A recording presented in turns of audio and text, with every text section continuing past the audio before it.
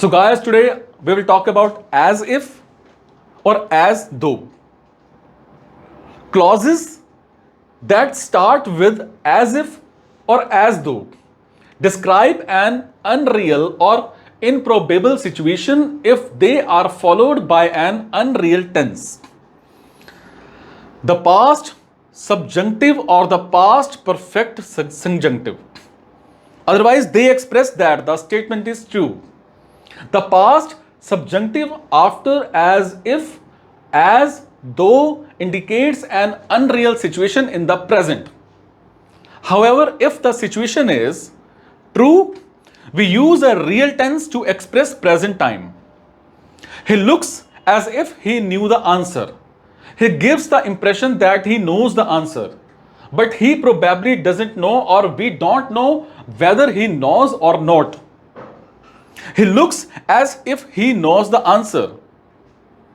He knows the answer. If we put the verb preceding as if or as though into the past tense, the present simple knows changes into past simple, whereas the past subjunctive knew stays the same. Therefore, both sentences will read as follows: he looked as if he knew the answer. Consequently, the meaning of this sentence, whether he knew the answer or not, can only be deduced from the context. The past perfect subjunctive after as if or as though is used to refer to an unreal past situation. If the situation is true, we use a real tense to express past times. He seems as if he had not slept for days. It seems that he has not slept for days, but he probably has, or we don't know whether he has or not.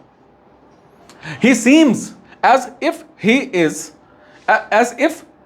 has not slept for days, he has not slept for days. If the preceding verb is put into the past tense, the present perfect has not slept changes into the past perfect, while the past perfect subjunctive had not slept stays the same. He seemed as if he had not slept for days. Is it?